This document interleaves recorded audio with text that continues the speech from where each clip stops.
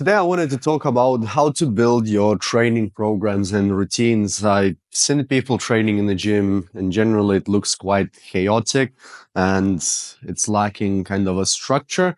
So, I want to share what I've learned from strength and conditioning courses that we apply training with our clients in the studio, because I think strength and conditioning programs is probably the best type of approach to training for most normal people. And obviously, we got different disciplines, but if you're just a normal person who wants to stay fit and healthy, I think strength and conditioning programs are the best way to approach your training. And normally, all the training obviously starts with the warm up. This is potentially the part that you are skipping in your routine. And we like to use ramp warm up. So, first R stands for raise, and my writing is horrible. So, what we mean is raise the pulse. I will talk you through a few examples as I will do them. Then, second part is activate. So we want to activate the muscles that we will be using in a program itself and as we'll be training. Then mobilize. So that's bad. My writing is absolutely horrible. So mobilizing the joints, getting them to move within the range of motion that they're supposed to. And lastly is potentiate. So potentiating the movement. Oh my goodness, potentiate. Like that's probably messed up. But anyways, so we want to potentiate the movements that we do. And I'm gonna go for raise part of the warm-up. So first part of the warm-up is raise. So the idea is to raise the pulse, and that will vary from person to person. To be honest, it will vary from the workout. I'm saying it will vary from person to person because I'm choosing backwards walking pretty much at every workout of mine due to my knee injuries. So I want to make sure that I'm getting my knees warm, I'm getting the muscles around the knees warm. And that's like my main priority, is to protect my knees for the longevity of my training. Well, my longevity of the training career for my lower body, because if my knees will end up being messed up, I cannot train lower body. So I'm prioritizing some rehab kind of exercises for activating the muscles that help with my knees. However, it can change from person to person. Like I would sometimes go for a skipping rope for the same reason, because I want to warm up my ankles. Also, um, even though my knees are messed up, it's one of those things like if you don't use your jumping ability, you will lose it. And I will start the workout with plyometrics, which I'll explain a little bit later.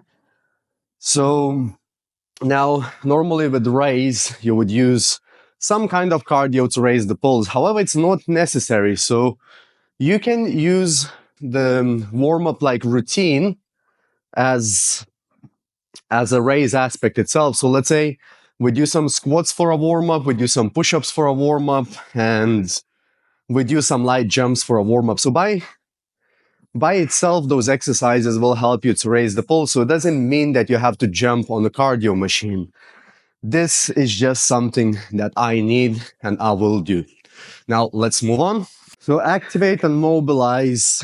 Even though the workout today is mostly focused on my lower body, I would always do some shoulder mobility and scapula activation.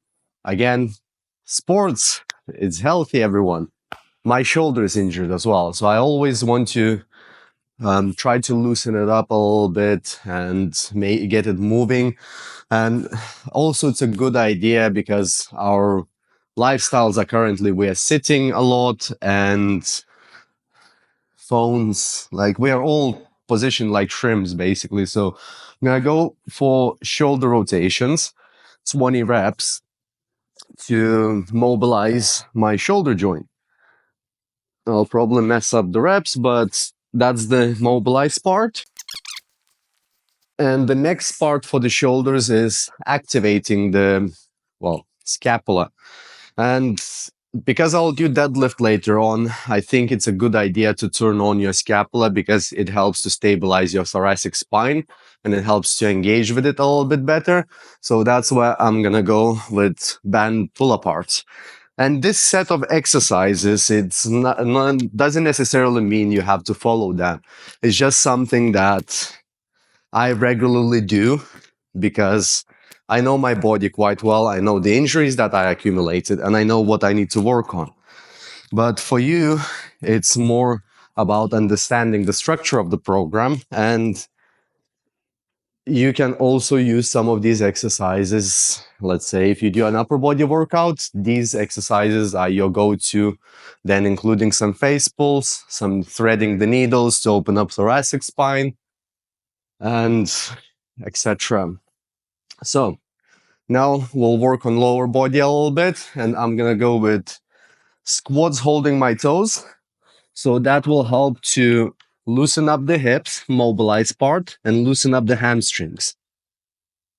So I want to keep my elbows inside my knees, squat as low as I can, get my chest up, and put my hips up. I'm gonna get a nice stretch in my hamstrings. I'm gonna go for roughly 15 reps. I'm quite far, but I do like single leg toe touches to activate my knee stabilizers, my glutes, and my hamstrings even more. As like I said, we got the deadlifting session and balancing on a single leg do help with my knee strength. And that also would fall in between mobilize and activate because I am getting a nice stretch in my hamstrings while I'm doing that. But I'm activating all the muscles that will help me with deadlifting. So a few more, like all the length through the studio. Okay, so the next one is mobilize and activate again, cat cow. And I'm just gonna round my back as much as you can, squeeze my core, try to push my belly button through, and then arch and try to engage my lower back muscles. So it may feel a bit like yoga, but you're mobilizing your spine and losing my voice while arching to get that ready for all the deadlifting that I'll do. It's funny, I didn't realize my voice changes through this movement. But yeah, the idea is to mobilize the spine and activate the spine, like the muscles in your spine and in your core a little bit. So I'm gonna go for 10 reps again. We got one more that I'm gonna use for mobilizing my spine. So that's gonna be knee drops. I want to loosen up my lumbar spine a little bit before I get into deadlifting. So I want my lumbar spine to be warm and ready for any movement. So we're just gonna go with knee drops for 20 reps. Okay, so we'll do a little bit of light plyometrics as potentiate and actually practicing some plyometrics. So plyometrics is a very good way of kind of warming up the fast twitch muscle fibers and also keeping your explosive power going. So I'm just gonna change my shoes and I'm gonna talk you through it. Okay, so I've changed my shoes and we're moving on to potentiate part. We're gonna start with like low impact plyometrics and low level jumps. So I'm gonna go with pogo jumps. Just want to get my body moving again. And if my belly fat is moving, excuse me. I don't identify. My identity is not defined by a six pack. So fairly low level jumps. The idea to warm up my ankles a little bit and get ready for, well, more plyometrics and then strength movements later on. So the second set of pogo jumps that I will do, I'll be jumping a lot higher because my knees are a little bit warm. My ankles can deal with the impact. And I'm going for slightly higher jumps, trying to use the stiffness, like try to build up some stiffness in my ankles so it can basically absorb impact and produce more power from that. And that will further activate my muscles. And you can see the race part comes along with that because I'm a bit out of breath. Partially because I'm talking, but no excuses.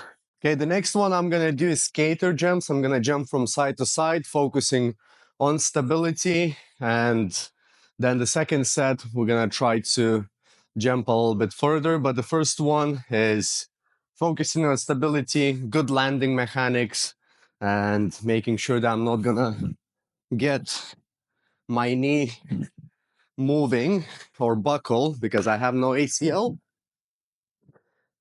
But we're focusing on stability, jumping from side to side. That's the whole idea. Okay, now I'll try skater jumps a little bit quicker. And because I'm confident with my landing, my knee feels good. So I'm just gonna go from one leg to another. And the thing is, like, doing these things as a warm up, it helps you to activate your muscles, especially the fast twitch muscle fibers. And when you produce explosive movements, it helps you to connect to more muscle fibers. So it means anything else that you will go and do, your muscles are warm, they're activated, they're ready for movement. And beyond, like beyond the warm up, it works so many of your qualities. And this is a perfect opportunity for you to get some of the work that you know that you should do, but you're avoiding. So when you'll come in and do the things first thing as a warm up, and then you move into the session, that way you're addressing your imbalances or you're covering some of the things that you're not doing at the start of the session. So towards the end of the session, there's no such a thing as I can't be bothered to do that. You've done it. It doesn't matter. Like, you've done the work. Okay, so the last one will be broad jumps. We want to jump high and as far as you can, focusing on the triple extension and nice and soft landing. So that's the last part of my warm-up before I go into the deadlifts.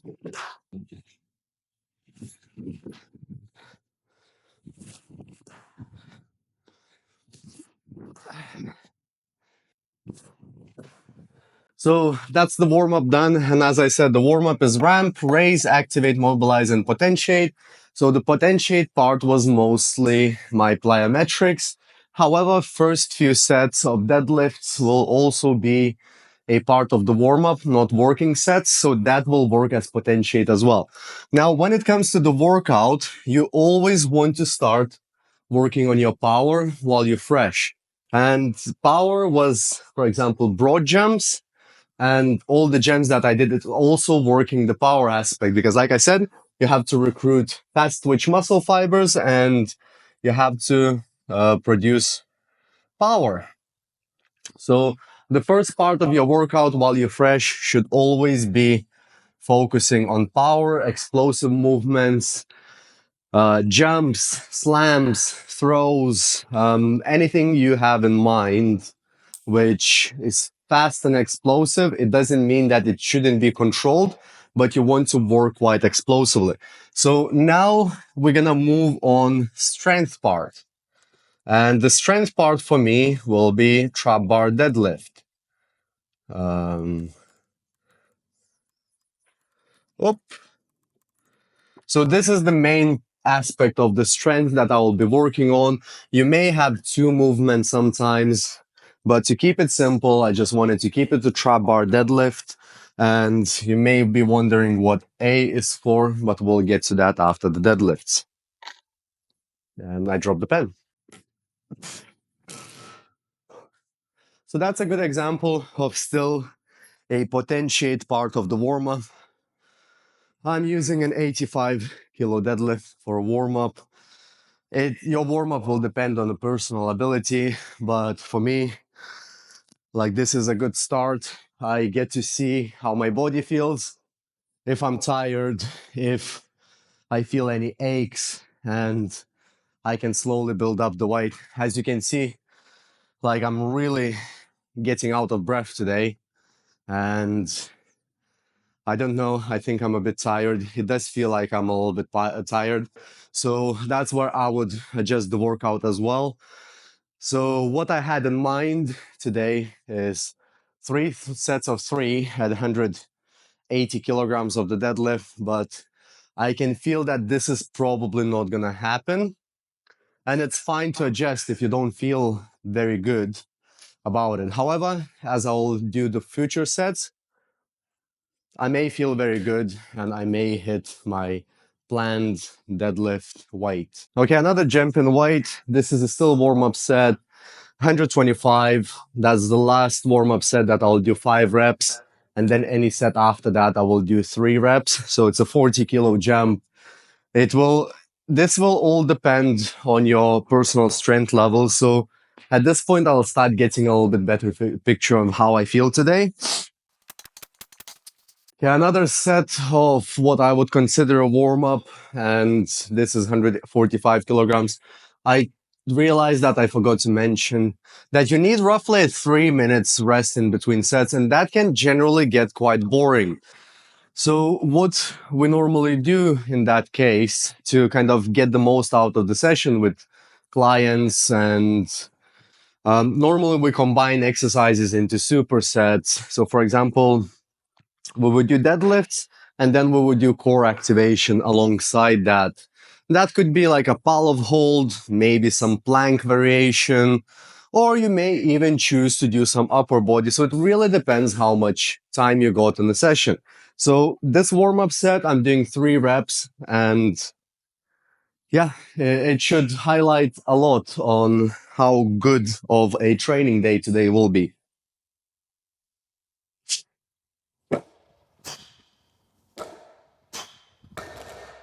Yeah, so feels fairly good for 3 reps.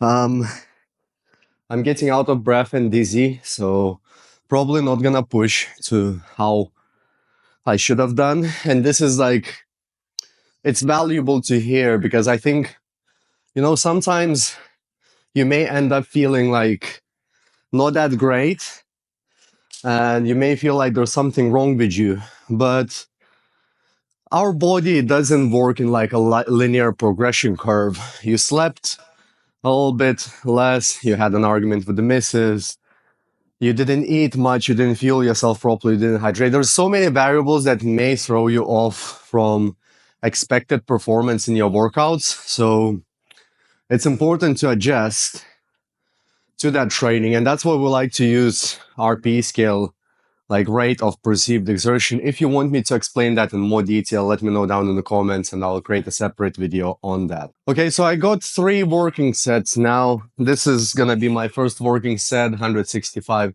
kilograms. And like I said, you want around 2 to 3 minutes rest in between, depends how quick you recover. So for example, on my watch, I set it up 2.5 minute timer because 3 minutes is too long for me. I'm already walking in circles waiting for those 2 minutes to pass so I can jump into another set. And you could probably do that like a little bit earlier if you feel like you recover, but there is some kind of strength training. Well, there is a strength training principles and the way that our energy systems recover in between sets of like heavy lifts. You generally need 3 to 5 minutes of rest. But if we leave 5 minutes of rest in between sets, this workout will take probably 2 hours and I don't have that much time. I want to fit my training into 60 to 90 minutes because I don't see any point in spending more in the gym. So 3 reps now.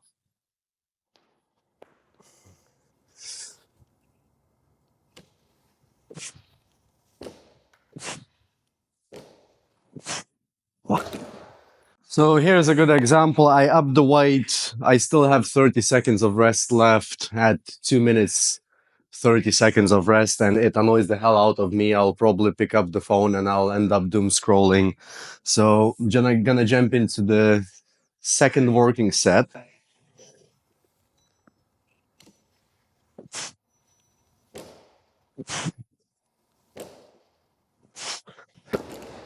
Whew, that's not that fun, but we got one more set left. I think I'll push the weight up a little bit because it feels, it gets me dizzy, but it feels okay, and don't be concerned about me getting dizzy.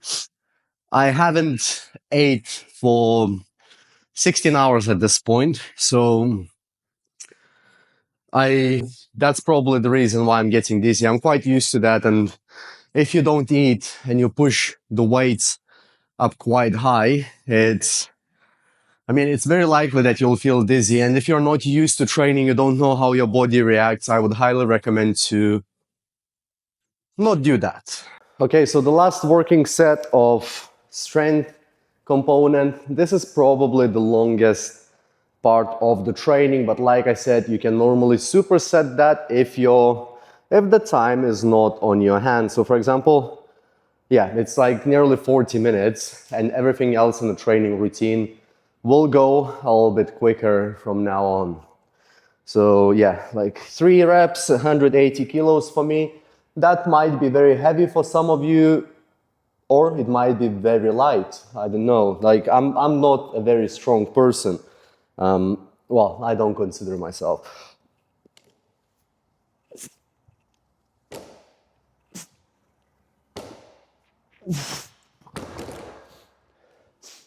And by saying not strong, maybe to normal people on the street, I am quite strong, but most of people that I worked with, they're stronger than me.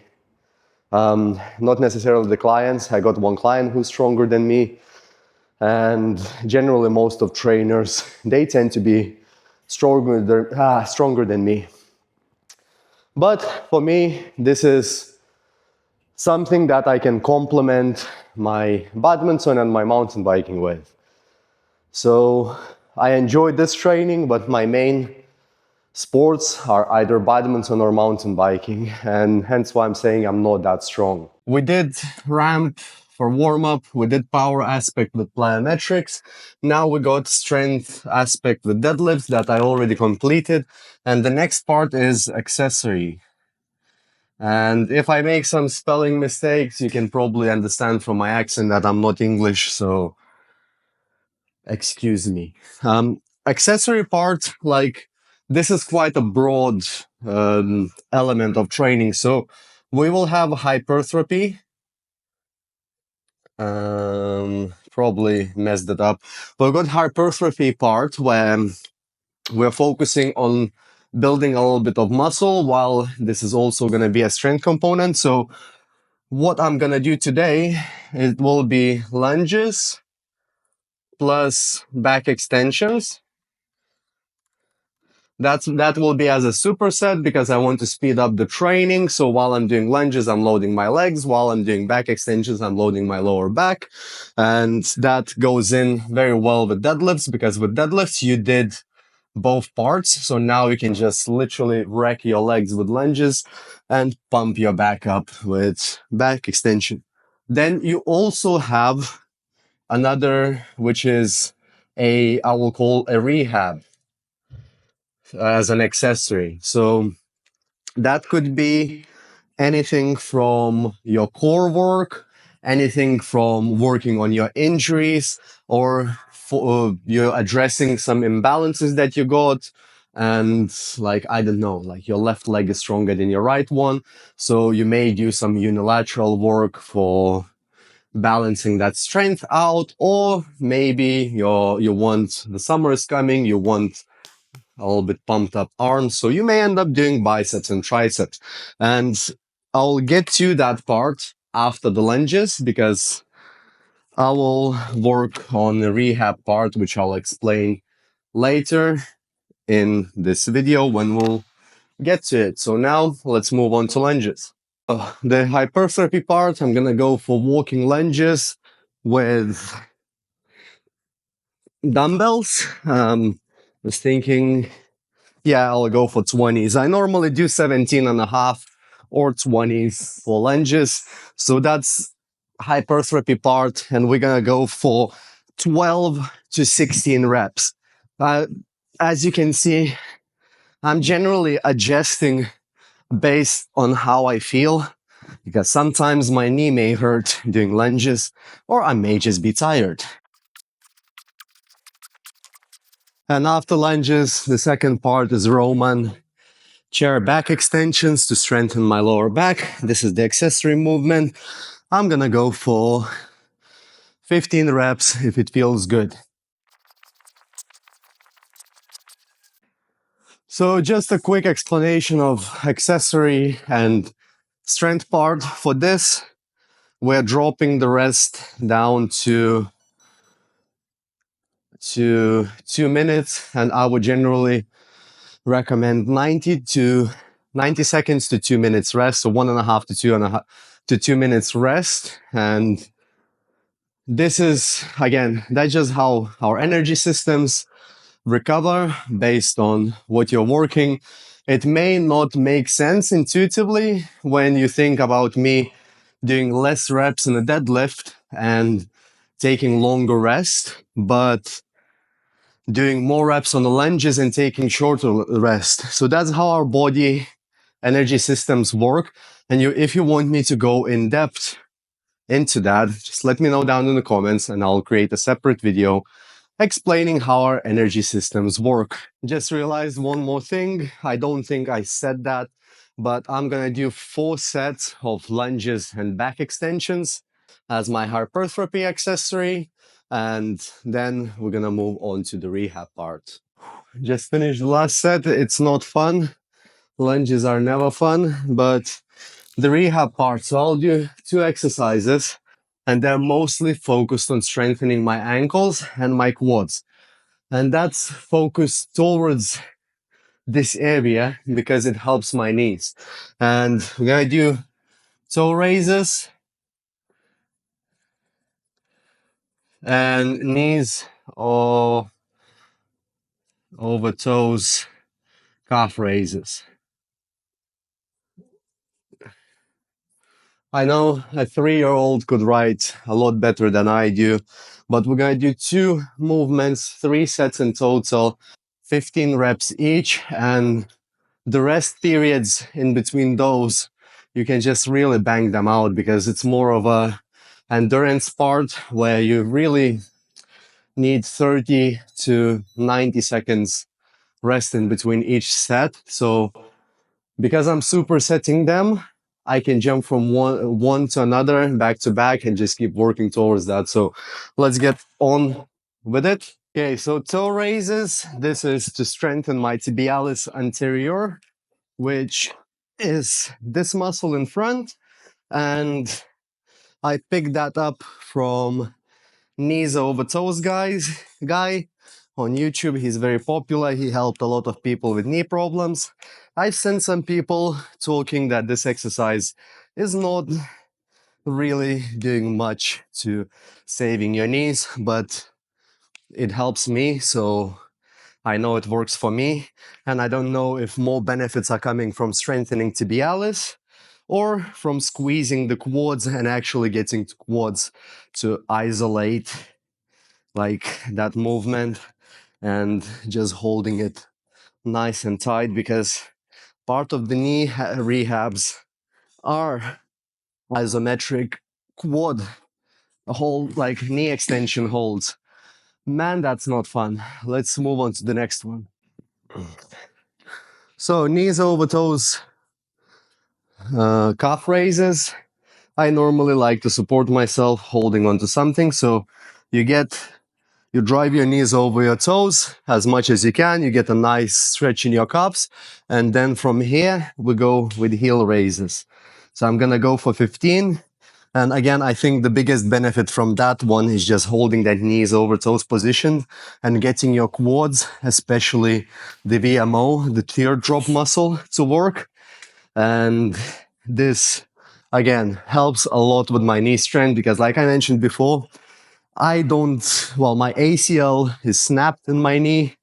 My meniscus is messed up. I think my MCL was torn and healed back up. That's what I've been told by doctors. So knee strengthening is a very important part of my routine. But saying that, so that's how you build a holistic strength training, strength and conditioning program. It will look slightly different from individual to individual, but generally Like, let's go back to the board. But generally, as you build your programs, what you want to do is do a ramp warm up. Then you have a power, like I said, plyometrics, throws, explosive work, strength. It can be deadlift, squat, pull up, bench press, whatever is on your agenda. And then accessory parts, which is hypertrophy, lunges, back extensions. If you do pull up, it could be seated row, lat pull down, and then some bench press with the dumbbells, and rehab to address your imbalances. And yeah, like if most people end up being quite lazy around that part, so I would incorporate that somewhere here really. So it could be after you do deadlift, you do one of those exercises because it doesn't mess up with your deadlift. But anyways, I hope you enjoyed this video and go and watch this one because YouTube thinks that you would enjoy that. And let me know down in the comments if you found that helpful or how I can help you with your fitness journey. See you in the next one.